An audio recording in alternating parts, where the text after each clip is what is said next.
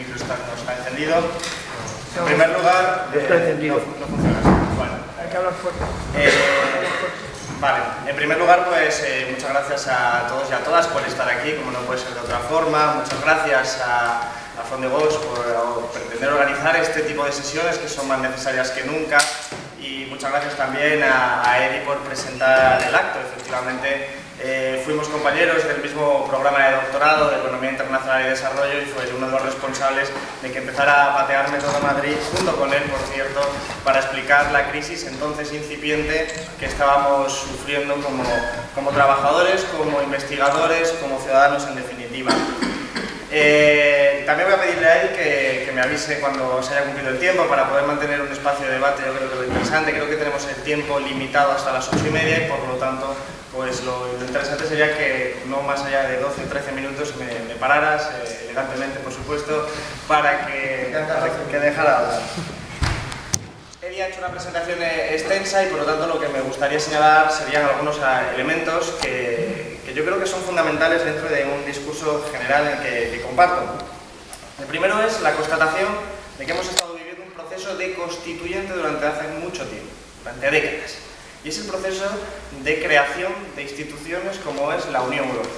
Es un proceso por el cual se ha ido delegando poder de decisión y capacidad efectiva de toma de decisiones desde las constituciones nacionales hacia espacios institucionales supranacionales, como puede ser la Unión Europea, como son la Troika en su conjunto, que ya sabéis está conformada por el Fondo Monetario Internacional, el Banco Central Europeo y la Comisión Europea. En este sentido, lo que hemos estado viviendo es la construcción de una normativa jurídica que se ha hecho desde la élite. Desde la élite, fundamentalmente influenciada por la ideología neoliberal, por una ideología muy impregnada de un aspecto financiero, una ideología donde las finanzas han tenido mucha influencia en este aspecto, se ha ido construyendo un espacio institucional al servicio de esos propios intereses. La Comisión Europea, la Unión Europea, no es un proceso que es durante la crisis, sino que es previo, es inmediatamente anterior. Hay que recordar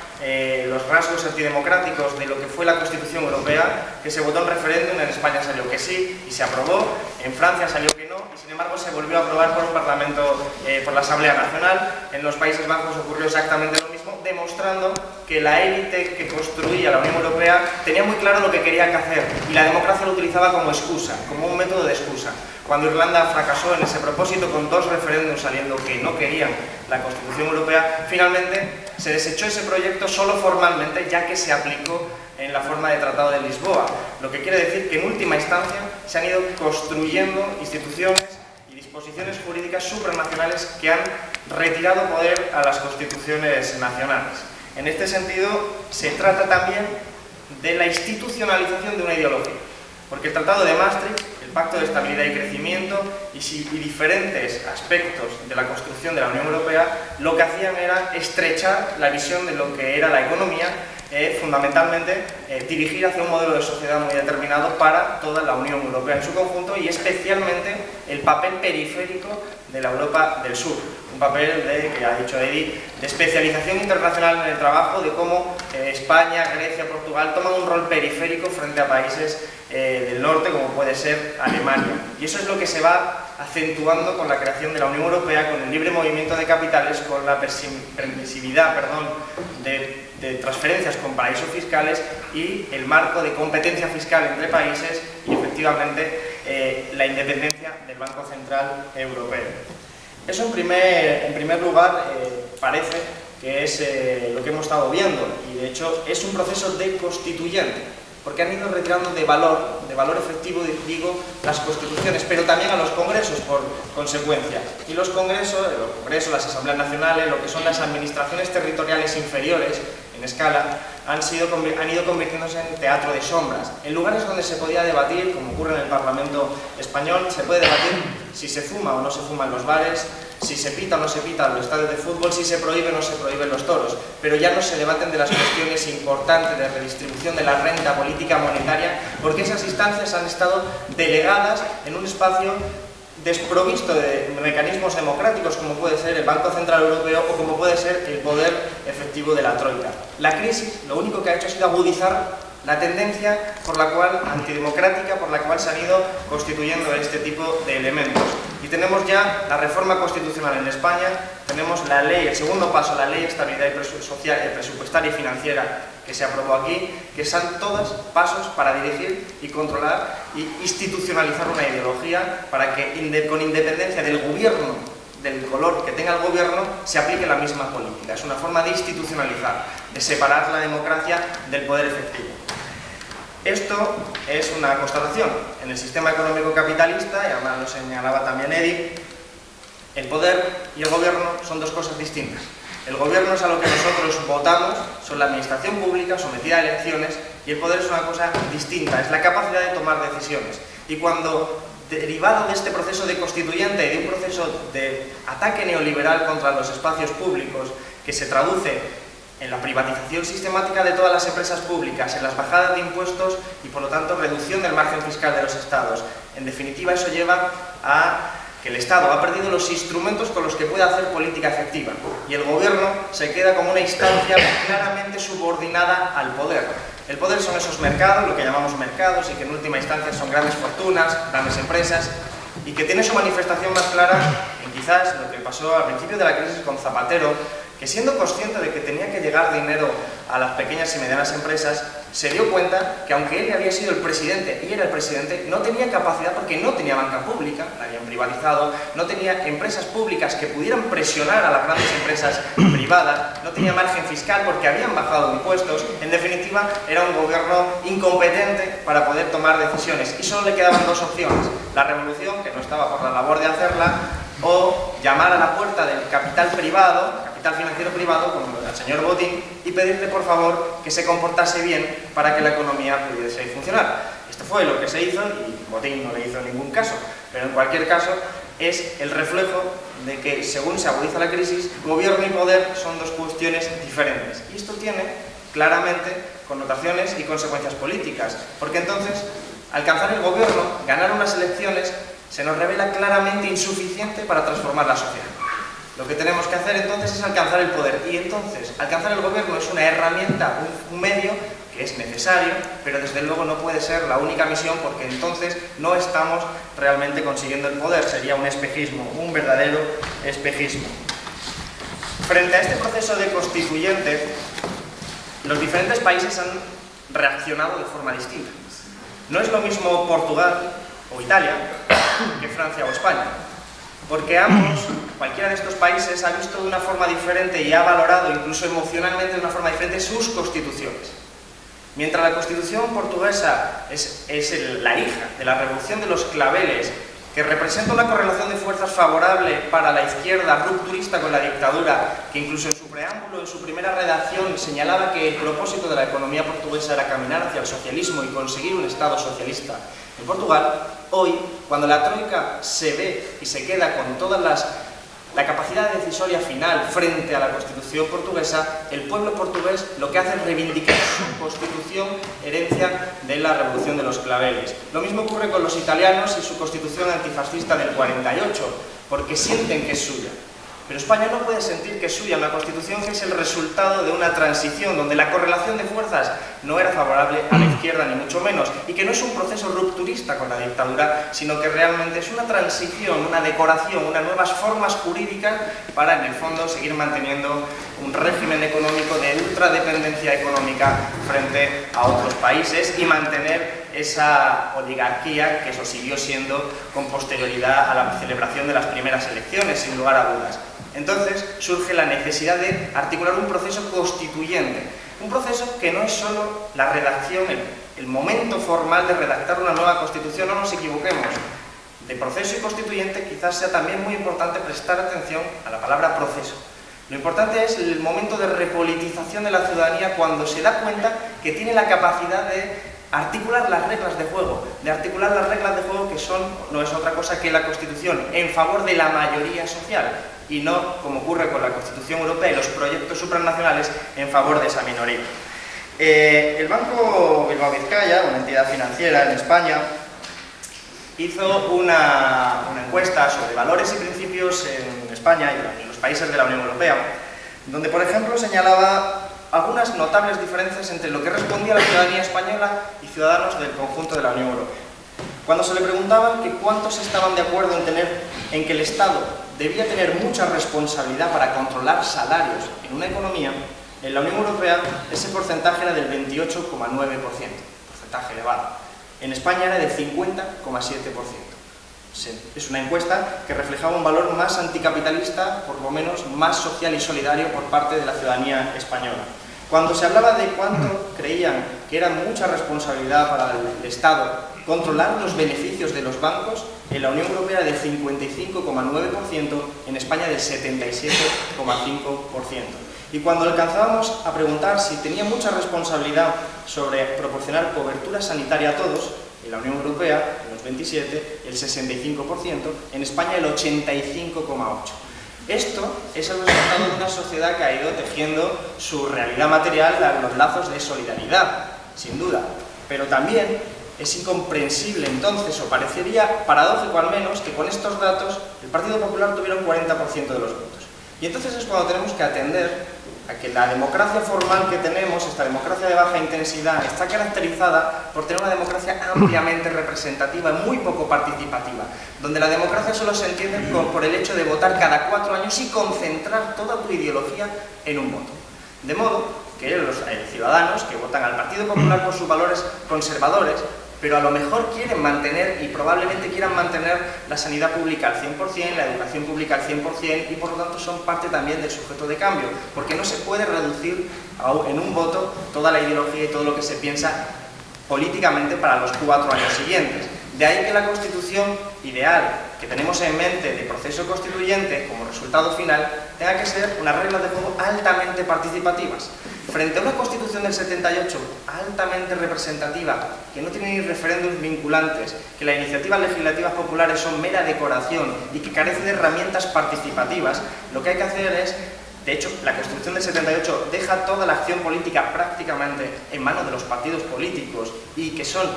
entidades donde la normativa jurídica democrática no ha entrado en ellos. No ha entrado en los partidos políticos en su forma de organizarse internamente. Hoy una secta puede declararse partido político y presentarse a las elecciones y su propio mecanismo no se diferenciaría mucho de algunos partidos políticos. Por lo tanto, eso es lo que tolera y permite la Constitución del 78. El contrario, el ideal del proceso constituyente sería elaborar reglas de juego mucho más democráticas que no se ciñan la acción política a la acción de los partidos políticos, los cuales, por otra parte, deberían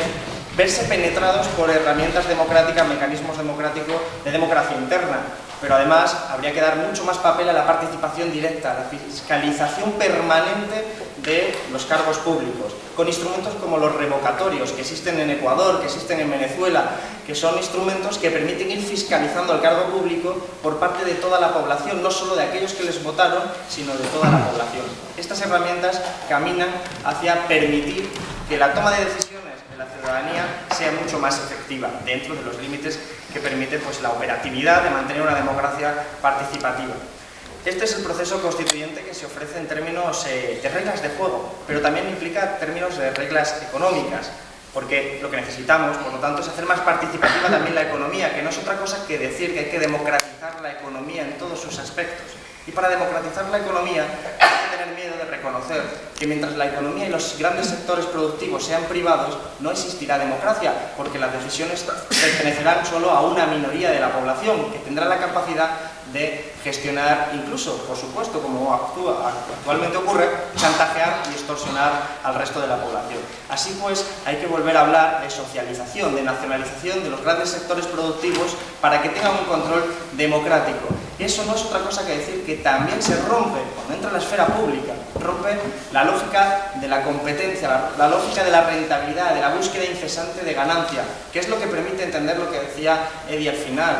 el aspecto ecologista, la realidad de que el capitalismo es una rueda permanente que camina hacia el abismo no solo social, sino también ecológico, y que la única forma de frenar eso es frenar su motor, que es el motor de la ganancia, el motor de la rentabilidad, el motor de la competencia entre todos, la mercantilización. Eso se hace socializando los grandes sectores productivos y poniéndolos al servicio no ya del criterio de la rentabilidad, sino de un criterio social que se ha determinado democráticamente por la ciudadanía. Son proyectos ambiciosos, sin lugar a dudas, pero es el único camino que tiene el planeta para sobrevivir, nosotros para organizarnos. No se puede ser ecologistas, a mi juicio, por supuesto, sin ser anticapitalista, una vez uno comprende cuáles son los fundamentos de reproducción del sistema económico capitalista. Todo lo demás puede quedar dentro de la decoración o del marketing de color verde, pero una verdadera coherencia sería reconocer que el propio sistema y reproducción del sistema económico capitalista llevaría a ello. Y termino... pues iba a terminar ya, mira qué rápido soy, pues mejor. Termino con unos elementos de reflexión que también Eddie ha apuntado. Los sujetos políticos, ¿cómo hacemos este proyecto que desde luego se queda en líneas gruesas, en aspectos abstractos, pero cómo lo ponemos en marcha, cómo lo bajamos a lo concreto? Primero una constatación. La realidad y de la estructura productiva y de las relaciones de clase ha cambiado desde 1978. Las grandes empresas, entre comillas, que existían en España ya no existen ahora porque hemos sido desindustrializados en ese rol de incremento de la dependencia que comentaba antes. En el caso español, desindustrializados. Y por lo tanto se ha atacado sistemáticamente a las relaciones laborales, al derecho del trabajo y al papel de los sindicatos, que han ido perdiendo capacidad porque se les ha ido retirando las reglas de juego a las que estaban acostumbrados. El pacto capital-trabajo propio de los años de posguerra fue claramente atacado, violado por la parte del capital, y esto es algo que tenemos que entender. Ellos no están haciendo otra cosa que no sea dinamitar las reglas de juego en las que se había vivido hasta hace no tanto tiempo. Y entonces están generando nuevas instituciones para salvar al capitalismo español. Un capitalismo español agotado, un modelo de construcción, de burbuja, de ladrillo, absolutamente agotado, y se están cambiando las instituciones, que significa cambiar las leyes, pero también hace cambiar las relaciones sociales, las relaciones laborales, cambiarlas de naturaleza para convertir a ese trabajador, que era un trabajador que además era ciudadano, por lo tanto tenía derechos, pues lo van a convertir en un esclavo que además es cliente, por lo tanto puede acceder a los servicios solo en función del dinero que tiene. Y ese es el cambio social que implica querer cambiar y salvar al capitalismo en España. Es un cambio histórico, de largo alcance, y es un cambio que no es solo económico, sino también político. Por eso el Fondo Monetario Internacional, en su informe del 2 de agosto, apenas hace unos días, decía, un informe de seguimiento de la economía española, que las reformas estructurales estaban avanzando bien, que había que profundizar mucho más en algunos aspectos, como el de la reforma de las pensiones, de hecho les han hecho caso apenas hace unas semanas,